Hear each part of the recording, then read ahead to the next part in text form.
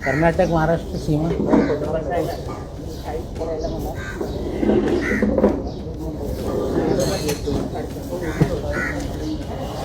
ये मेरे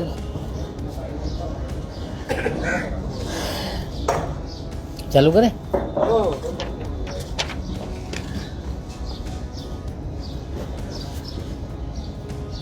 साथियों,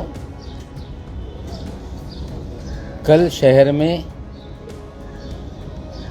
आप लोगों के साथ दो लोगों ने प्रेस कॉन्फ्रेंस करके कुछ चीज़ों पे बातें आपके सामने रखी।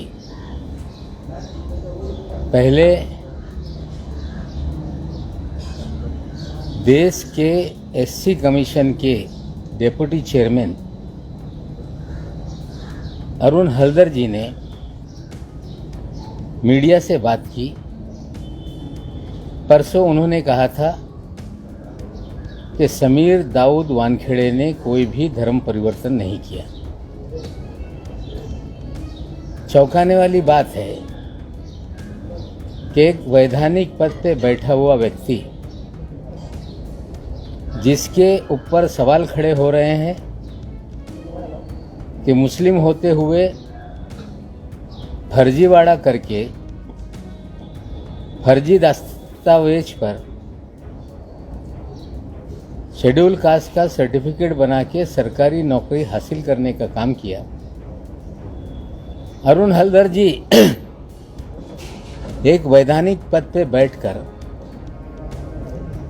उस व्यक्ति के घर जाते हैं जिसके ऊपर शक की सुई है।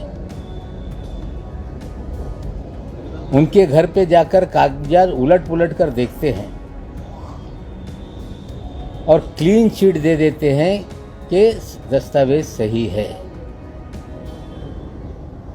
उसके बाद देश के सोशल जस्टिस राज्य मंत्री, जिनके पास सोशल जस्टिस विभाग की जिम्मेदारी है, जिनका काम है जो देश में उदित करते हैं और जिसने फर्जीवाड़ा करके सर्टिफिकेट लिया उसका समर्थन करते हैं, ये दुर्भाग्यपूर्ण है। अरुण हल्दर जी भारतीय जनता पार्टी के नेता होंगे, लेकिन उन्हें समझना पड़ेगा कि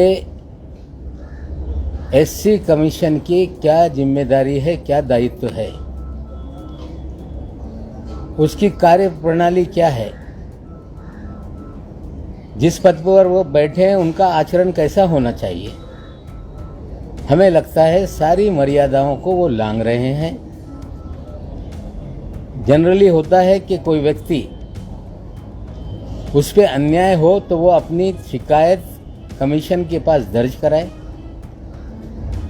और कमीशन उस पर जानकारी जुटाए और उसके बाद रिपोर्ट तैयार करके जांच करनी है तो किसी भी व्यक्ति को, संस्था को अपने जो उन्हें सिविल कोर्ट के अधिकार हैं उसमें संबंध करके उसकी सुनवाई कर सकते हैं और अपनी रिपोर्ट विस्तृत रूप से तैयार करके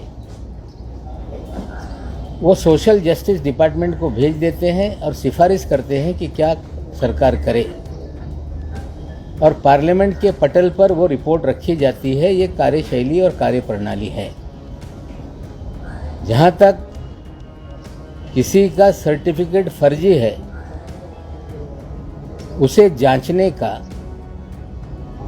उसे प्रमाणित करने का अधिकार शेड्यूल कास्ट कमीशन को नहीं है। देश में के रामास्वामी जो सुप्रीम कोर्ट के जज थे, 1994 में उन्होंने एक ऑर्डर पास किया। जब देश में फर्जी सर्टिफिकेट की बाढ़ आ गई तो उन्होंने एक आदेश पारित किया कि देश में हर जिले में जो सर्टिफिकेट फर्जी हैं उनकी जांच करने के लिए एक कमेटी का गठन किया जाए। उस कमेटी की अध्यक्षता ज्वाइंट सेक्रेटरी लेवल के ज्वाइंट सेक्रेटरी या उस लेवल का अधिकारी उसकी अध्यक्षता करे। उसमें सोशल जस्टिस डिपार्टमेंट का जो डायरेक्टरेट है उसका एक अधिकारी हो, पुलिस का एक अधिकारी हो, और जो भी शिकायत आए उस शिकायत को कौशी जुडिशियल अधिकार, उन्हें न्यायालय के अधिकार दिए गए, वो न्यायालय के अधिकार के तहत सारी जांच प्रक्रिया को करें और उसके बाद उसमें निर्णय लें। अगर वो निर्णय किसी को मंजूर नहीं तो सीधे वो हाई कोर्ट में अपील में जा सकता है। हाई कोर्ट का निर्णय उसे मंजूर नहीं तो सुप्रीम कोर्ट तक जा सकता है। लेकिन एससी कमीशन को ये सारे अधिकार नहीं है, ये लोगों को समझना पड़ेगा। अरुण हल्दर जी का व्यवहार किया और वहां पे मीडिया से संवाद करना, मीडिया के जरिए पूरे चित्रीकरण कराना, हमें लगता है ये बहुत सारे सवाल खड़ा कर रहा है। इतनी जल्दबाजी उनको क्या है? क्यों इस तरह का आचरण वो अपना दिखा रहे हैं? क्या एक वैधानिक पद पे बैठा हुआ व्यक्ति इस तरह के आचरण रख सकता है? ये सारी चीजों का हम देश के राष्ट्रपति को शिकायत करेंगे, सोशल जस्टिस मंत्री को भी शिकायत करेंगे कि जिस पद पे आपने व्यक्ति को बिठाया वो जो कौशी जुडिशियल अधिकार है किसी संस्था का जिसे सुप्रीम कोर्ट के आदेश पे बनाया गया, उन अधिकारों को अपने अधिकार में ले रहा है। इससे बड़ा ब्रीच कुछ हो नहीं सकता। हम राष्ट्रपति महोदय को ये सारी घटना की कंप्लेंट करेंगे, साथ ही साथ सोशल जस्टिस मिनिस्टर को लिखेंगे और मांग करेंगे इस आचरण, इस घटनाक्रम की जांच हो कि उनका मोटिव क्या था, क्यों इतना वो ममत भाव एक व्यक्ति को दिखा रहे थे जिसने फर्जीवाड़ा करके सर्टिफिकेट लिया, देश में एक होनहार दलित बच्चे के अधिकारों को छीना। और ये भी मुझे धमकी उन्होंने दी है कि ज्यादा बोलेंगे तो एट्रॉसिटी एक्ट के अंदर कार्रवाई करके जेल में डाल देंगे।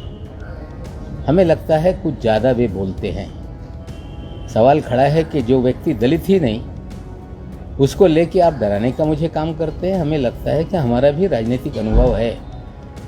सभी व्यक्तियों को मर्यादा में रहना चाहिए, अपने पद की गरिमा संभालनी चाहिए और साथ ही साथ दूसरे के अधिकारों को कहीं भी हनन करने की कोई भी कोशिश नहीं होनी चाहिए। हम इसकी कंप्लेंट करेंगे। कल प्रेस कॉन्फ्रेंस में आठवले साहब के पास बैठकर उल जुलूल बातें की गई, लेकिन मैं फिर साफ कर दूं कि मैंने जिस तरह से आरोप लगा रहे हैं वानखेड़े साहब हल्दर साहब के साथ जब बैठे थे कि मैंने बच्चों की तस्वीरें वीडियो अपने ट्विटर अकाउंट पे डाली, मैंने बच्चों का नाम लिया, मैंने उनकी दूसरी सौभाग्यवती पत्नी का नाम लिया, उनके बारे में कुछ कहा। मैं जिम्मेदारी से कहता हूं कि मैंने कभी उनकी दूसरी पत्नी का नाम तक नहीं लिया है, ना उनकी कोई तस्वीरें साझा की है, ना मैंने उनके बच्चों की तस्वीरें साझा की है। हमें लगता है कि अगर झूठी बोलना है तो ढंग से बोलिए, कम से कम लोगों को समझ में आए कि आप झूठ नहीं बोल रहे हैं। और मैं आज फिर कायम हूँ अपने बात पे कि जिस तरह से फर्जीवाड़ा करके सर्टिफिकेट समीर दाऊद वानखेड़े ने बनाया, उसकी कौशी जुडिशियल अथॉरिटी महाराष्ट्र के जिला अधिकारी यहाँ से मुंबई शहर से सर्टिफिकेट जारी हुआ, उसका जो स्क्रूटनी कमेटी बनी है, हम उसकी शिकायत उस कमेटी के सामने करेंगे और निश्चित रूप से कमेटी जांच करेगी, सारे तथ्यों को तपासेगी और हम अपनी बात रखेंगे। वानखेड़े साहब को भी बुलाया जाएगा। हमें पूरा विश्वास है कि जो फर्जीवाड़ा हुआ है उस फर्जीवाड़ा पे जांच के बाद मुहर लगेगी और एक बार मोहर लग गई कि सर्टिफिकेट जाली है, तो उसी कानून में ये स्पष्ट है कि सर्टिफिकेट के आधार पे जो भी फ़ायदे लिए गए, चाहे वो नौकरी हो, एडमिशन हो या और भी कोई चुनाव हो, वो सारे तात्काल रूप से रद्द किए जाते हैं। जो भी लाभ लिया होगा वो वसूल किया जाता है और उसी के तहत प्रोविज़न है कि फौजदारी मुकदमा करके 2 साल से 7 साल तक की सज़ा होती है। हम इस मामले को जो भी फोरम है, हमारा वैलिडिटी कमेटी, जिसे जात पड़तालनी समिति महाराष्ट्र में कहते हैं, वहाँ पे ये मामला ले जाएंगे। साथियों, और एक विषय बहुत गंभीर है। पिछले 9 महीने से जब से हमारे दामाद को नाजायज़ तरीके से फंसाया गया, 8.5 महीना जेल में रहकर आया और 12 अक्टूबर को कोर्ट के आदेश में स्पष्ट हो गया कि धाराएं गलत तरीके से लगाई गई और हम उसको लेके हाई कोर्ट में मामला निरस्त करने के लिए जाएंगे। आगे कानूनी लड़ाई है, वो लड़ेंगे। लेकिन पिछले लगभग 10 महीने से भारतीय जनता पार्टी के सभी नेता, नवाब मलिक ड्रग के कारोबार से जुड़ा हुआ है, उनका दामाद जेल में है और कोई ऐसा नेता नहीं था जिसने इस तरह के बयान नहीं दिए। लेकिन बहुत सारे नेता ऐसे हैं महाराष्ट्र में भारतीय जनता पार्टी के, जिनका ड्रग के कारोबारियों से घनिष्ठ रिश्ते हैं। आज सभी नामों की चर्चा नहीं होगी, लेकिन मैं आपको बता दूं कि एक व्यक्ति है जयदीप राणा। मैंने अपने ट्विटर पे उसका फोटो डाला है और आज मुंबई तक जो इंडिया टुडे ग्रुप का एक मराठी का वेब चैनल है, उस पे भी खबर आई है। एक वर्मा नाम के व्यक्ति ने सारी जानकारी उसमें रखी है। हम बताना चाहते हैं देश को कि जयदीप राणा जेल में बंद है। जो दिल्ली का केस है 8/40 DZU 2020 का, मेरी जानकारी है कि एक सुनवाई में उसे कोर्ट में हाजिर नहीं किया गया,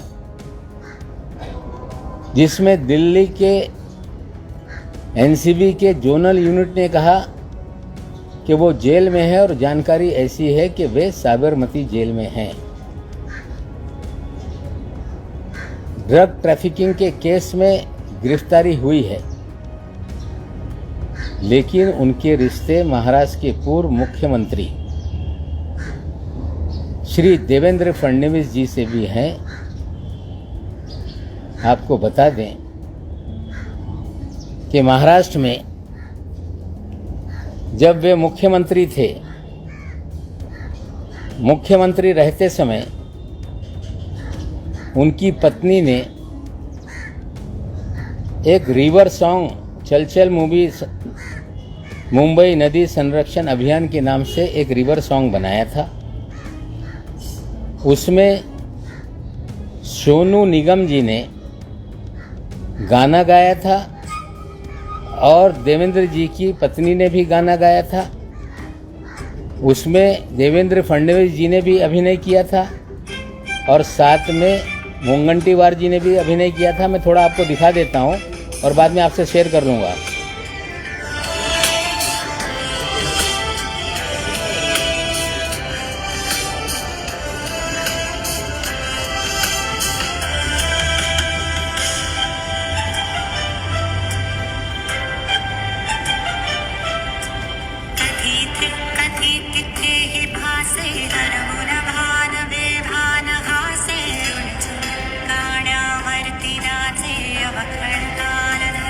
मैं शेयर कर दूंगा, आप बाद में देख लीजिएगा।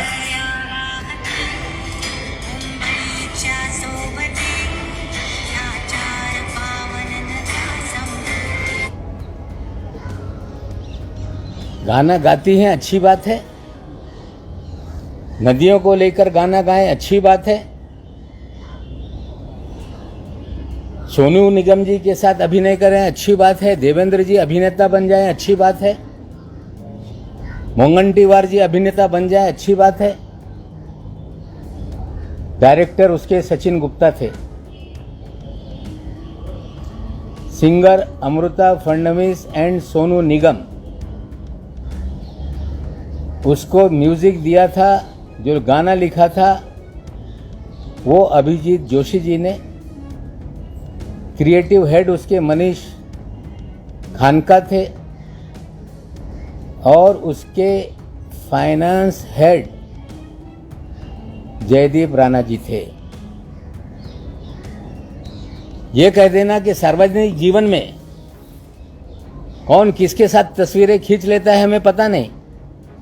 तस्वीर तो ऐसी है कि एक दूसरे को तुम शैतान हो, इस तरह की तस्वीर है। मैंने पूछा ये निशान क्या होता है, मेरे बच्चों ने कहा कि यू आर एविल। अब कौन शैतान है मुझे पता नहीं, लेकिन ये शैतान जो नशे का कारोबारी है, ड्रग पेडलर है। एक टी सीरीज ने जो गाना रिलीज किया था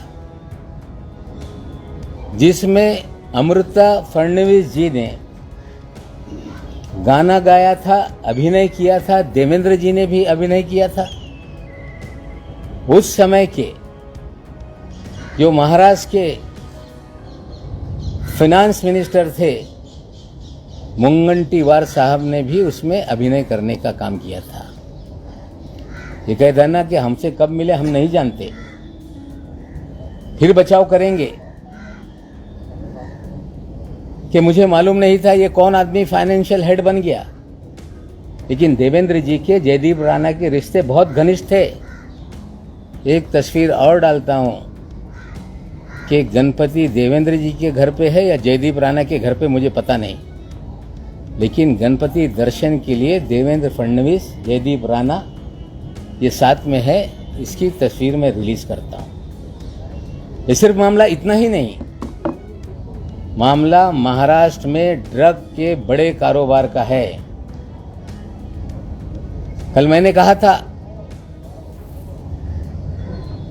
कि देवेंद्र फडणवीस का एक वजह इसी शहर में रहता है, नीरज गुंडे, जिसको पूरी तरह से पिछली सरकार में मुख्यमंत्री निवास में एक्सेस था, मुख्यमंत्री कार्यालय में एक्सेस था, सारे अधिकारियों के चैम्बर में एक्सेस था, सारे पुलिस के ट्रांसफर वो तय करता था, ब्यूरोक्रेसी के ट्रांसफर वो तय करता था और पूरी तरह से उगाई उसी के जरिए महाराष्ट्र में की जाती थी। और देवेंद्र जी जब भी नई मुंबई की तरफ, पूना की तरफ प्रस्थान करते थे तो शाम में उनके घर में हाजिरी लगती थी और लगातार नीरज गुंडे के घर पर वो बैठते थे और वहीं से सारा देवेंद्र जी का माया जाल चलता था। सरकार बदलने के बाद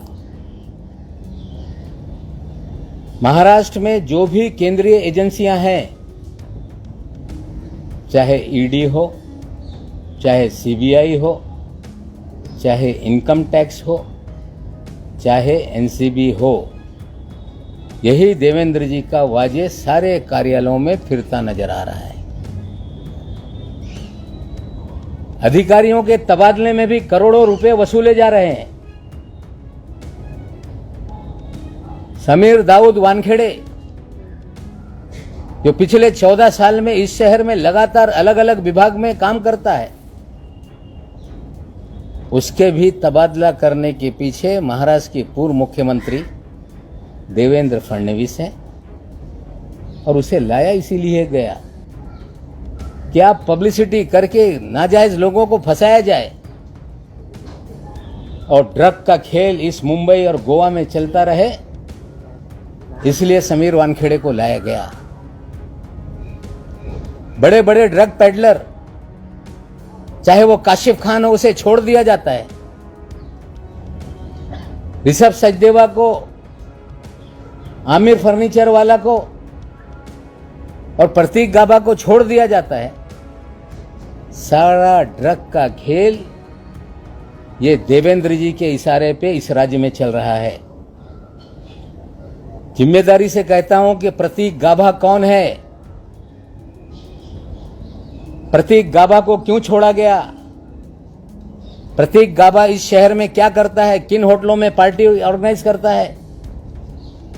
एक टेबल की कीमत 5 लाख, 10 लाख, 15 लाख कैसे होती है। मैं आज प्रतीक गाबा के बारे में नहीं बताऊंगा, लेकिन इस खेल में प्रतीक गाबा सबसे बड़ा किरदार है, जो आने वाले दिनों में उसको हम आप लोगों के सामने रखेंगे। पूरा ड्रग का मास्टरमाइंड, ड्रग के खेल का मास्टरमाइंड। हमें लगता है महाराष्ट्र का पूर्व मुख्यमंत्री है क्या, ये सवाल हमारे दिमाग में खड़ा हो रहा है। क्यों नीरज गुंडे जाकर बैठता है, क्यों बीजेपी के लोग छूट जाते हैं और ये कह देना कि मेरा कोई संबंध नहीं, यही कहेंगे कि हमें पता नहीं था, पता था। आपके नाक के नीचे ड्रग का धंधा चलता रहा। कई ऐसी तस्वीरें हम आगे लाएंगे जो ड्रग पेडलर हैं, जो भारतीय जनता पार्टी में हैं थे, वो सारी चीज़ों को धीरे धीरे खोलेंगे। आपके मन में कोई सवाल होगा तो उसका मैं जवाब देने के लिए तैयार हूँ। सर, आप डायरेक्टली नाम बोल रहे हैं कि देवेंद्र फडणवीस ड्रग्स का काम करते थे, उनकी शाह पे सब कुछ हो रहा है। उनके संरक्षण में ड्रग का धंधा चल रहा है, चल रहा था।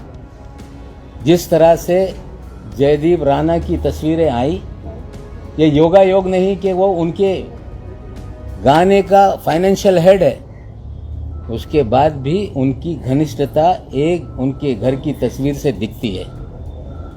जो देवेंद्र जी का वजह है, वो लगातार एनसीबी ऑफिस में बैठता है। पूरा ड्रग का खेल कहीं ना कहीं देवेंद्र जी के आशीर्वाद से महाराष्ट्र में चल रहा है, चल रहा था, ये स्पष्ट है। और हमें लगता है, हम मांग करते हैं कि जिस तरह से लगातार हाई कोर्ट में लोग जा रहे हैं कि इसकी सीबीआई जांच हो, सुप्रीम कोर्ट में एक पीआईएल दाखिल किया गया, नवाब मलिक को बोलने से रोका जाए, मामला जो मुंबई पुलिस जांच कर रही है उसे निकाल लिया जाए। मुंबई पुलिस ये ड्रग की जांच नहीं कर रही है, मुंबई पुलिस जांच कर रही है एक्सटॉर्शन की, मुंबई पुलिस जांच कर रही है किडनैपिंग की। सीबीआई को अगर जांच करानी है तो सारी जांच हो कि इस शहर में देवेंद्र जी का ड्रग के धंधे में क्या कनेक्शन है, जयदीप राणा का उनकी क्या रिश्ते हैं, नीरज गुंडे किस तरह से इस सारे खेल में इन्वॉल्व है। हम मांग करते हैं कि अगर उन्हें निर्दोष अपने आप को साबित करना है तो कोई जुडिशियल इंक्वायरी बैठ जाए या सीबीआई इसकी जांच करे, हम मांग करते हैं। नवाबजी, तुम्ही आता बोलताना असं म्हणालात की नीरज गुंडेजा हा फडणवीसांच्या काळातला वाजे आहे, याचा अर्थ वाजे हे चुकीचं काम करतात हे तुम्ही मान्य करता? हो, मान्य है। सचिन वाजे हा चुकीचा काम करत होता हे आम्हाला मान्य आहे, पण तो पण परमवीर यांचा पंटर होता। ठीक आहे, त्यांनीच त्याला कुठेतरी नोकरीमध्ये रुजू करून घेतला होता। आज चर्चा त्याची नाही। आज देवेंद्रजी या शहरामध्ये जे ड्रग रॅकेट आहे त्यांना संरक्षण देत आहे, वानखेडे यांना त्यांना आणलेलं आहे, हे प्रश्न आज मी उभा करतोय। धन्यवाद। ज्युडिशियल इन्क्वायरी कुणी सुरू करावी अशी मागणी नाही, ठीक आहे, ज्युडिशियल इन्क्वायरी आता केंद्र सरकारने नेमली पाहिजे, नाहीतर यांची मागणी आहे की सीबीआय केस ट्रान्सफर केलं पाहिजे। होय, ड्रग प्रकरणी सीबीआय तपास करू शकते।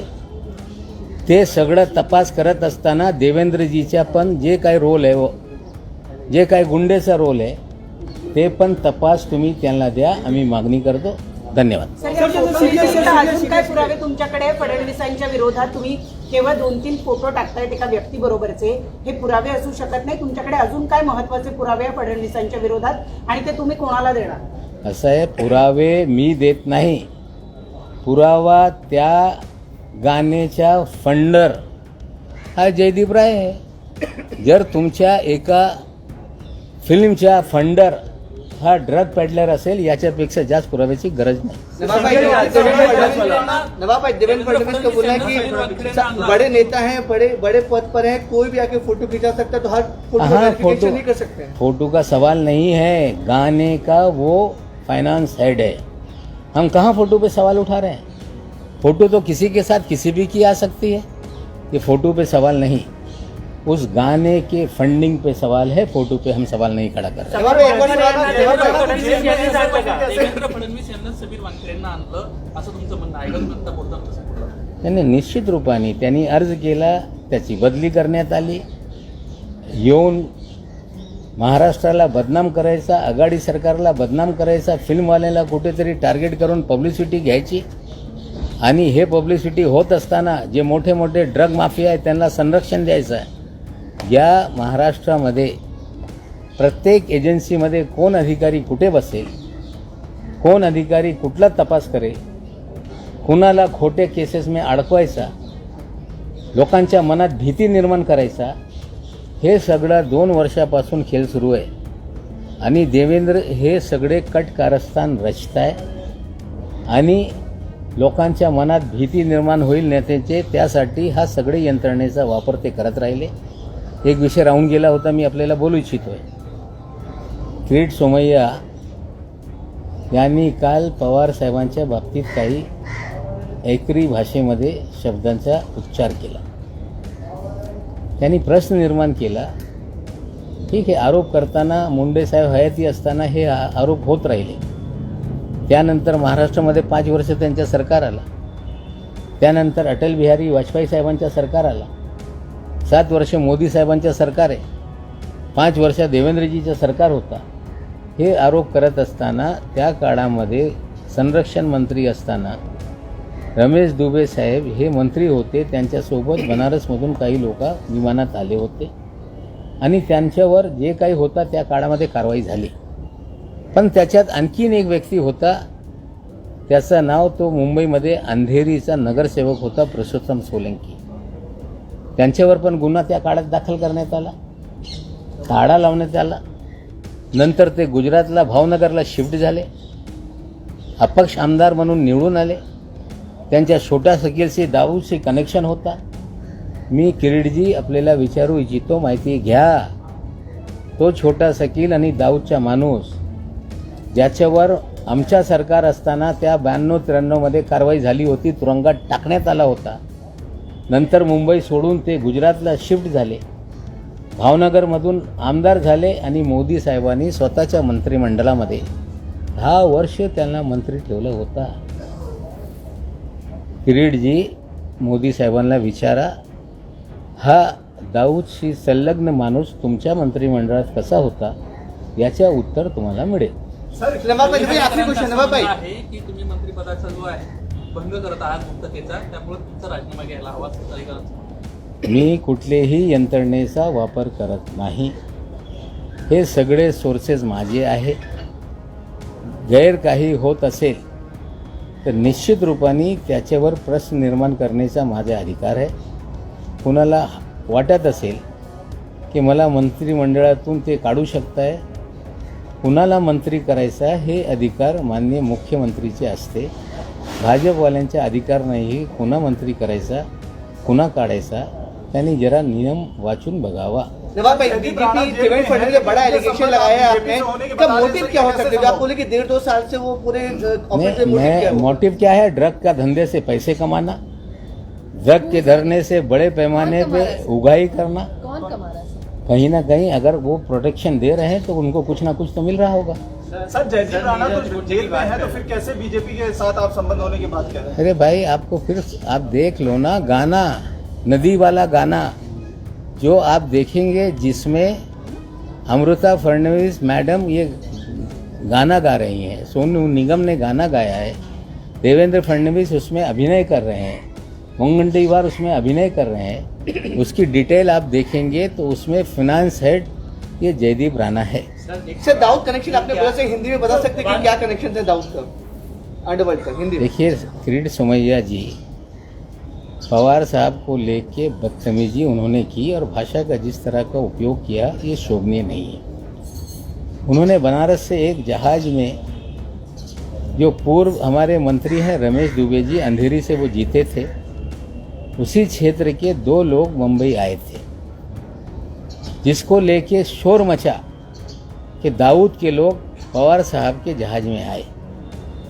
झूठी अफवाहें फैलाई गई और कहीं ना कहीं पूरी तरह से पवार साहब का जो इमेज है उसे मलाइन करने का काम बीजेपी ने उस समय 92-93 से शुरू किया था और 95 में उनकी सरकार आ गई, लेकिन 5 साल सरकार रहते हुए कोई भी चीज़ उसमें सामने नहीं आई।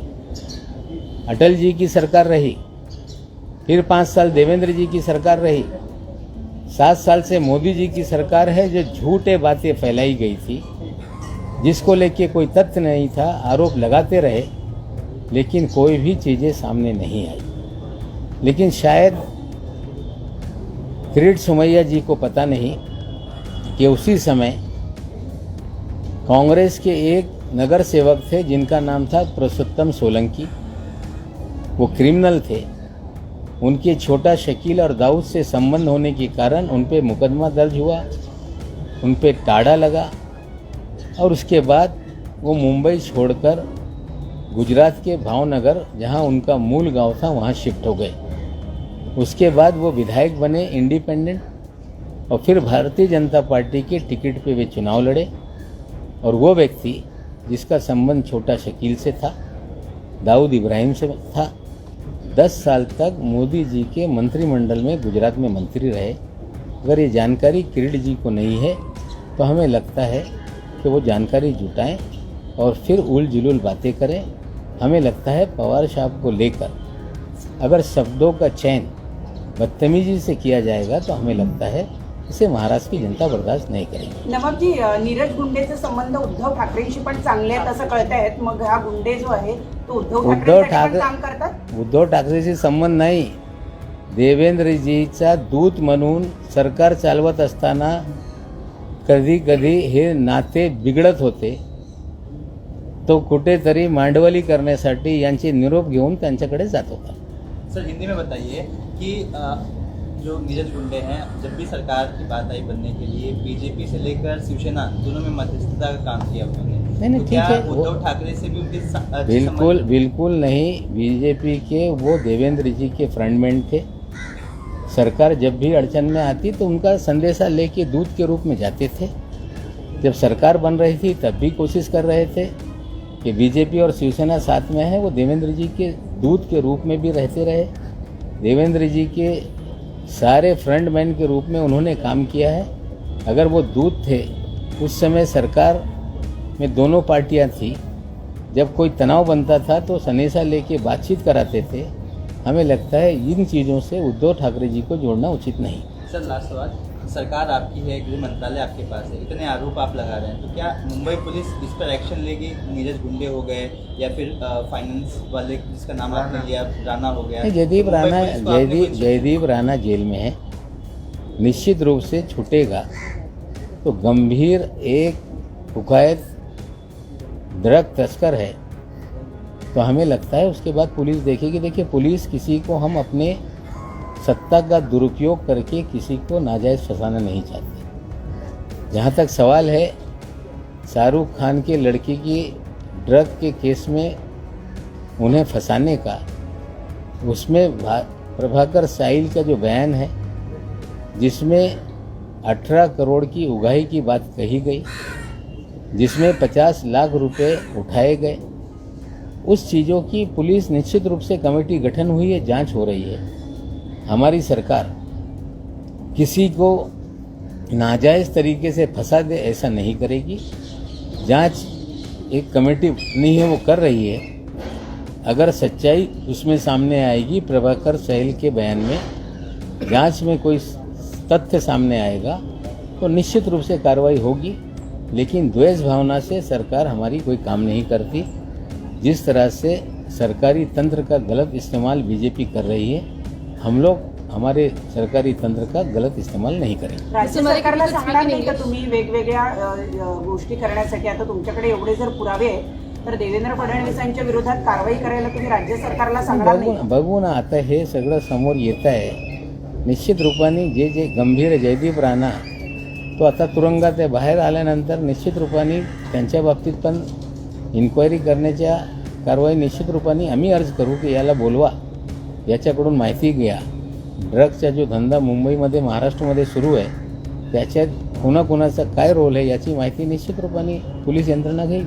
नवा भाई, आपके ट्वीट के बाद बीजेपी नेता मोहित कंबोज ने ट्वीट कर दिया कि और आपको इशारा में कहते हैं कि सलीम जावेद है, बंटी बबली है, डेली नया सगुफा लेके आते हैं और प्रेस कॉन्फ्रेंस करते रहते हैं. हमें लगता है जिनका अपना किरदार डकैती का, चोरी का, फ्रॉड का है, ऐसे लोगों को जवाब देना हमारे लिए बेहतर नहीं है.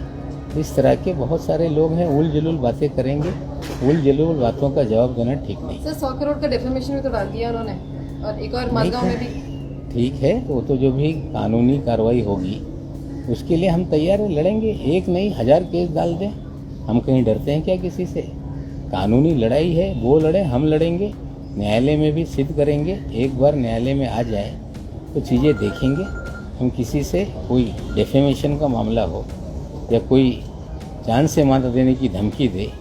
कुछ लोग बोलते हैं कि दिवाली के पहले ईडी का छापा नवाब मलिक के घर पे बढ़ जाएगा, इनकम टैक्स के छापे पड़ेंगे. हमें लगता है इस तरह की गीदड़ भपकी से नवाब मलिक डरने वाला नहीं है. सर, मोहित कंबोज ने एक ट्वीट ये भी किया है कि जो देखिए, चोर की बात का मैं जवाब नहीं देता. सर सचिन वाजे चोर के बात का जवाब नहीं देता. नवा भाई, Mr. Malik, if you could speak in English, could you tell us what exactly is the allegation that you're leveling against Mr. Fadnavis? See, I have said already, a person named Jaideep Rana is in jail in a drug peddling case. He has funded a song sung by Amrita Fadnavis ji, Sonu Nigam, and there was a role of Devendra Fadnavis ji and Mungantiwar ji also there. The Jaideep Rana was the financial head of that production. After that also, he had been a frequent visitor to the CM house. Definitely, these things raise many of the questions, and I demand there should be a CBI inquiry into the matter, because a drug peddler is connected with BJP high profile leader. Wankhede has been posted on his behalf. Wankhede is a kingpin for running high profile drug business in the city of Mumbai, and just framing the innocent people, just getting publicity, but he doesn't catch big fish. We demand there should be a CBI inquiry into the matter. Thank you. चलो, मेरा हिंदी में जो गया है वो अंग्रेजी में नहीं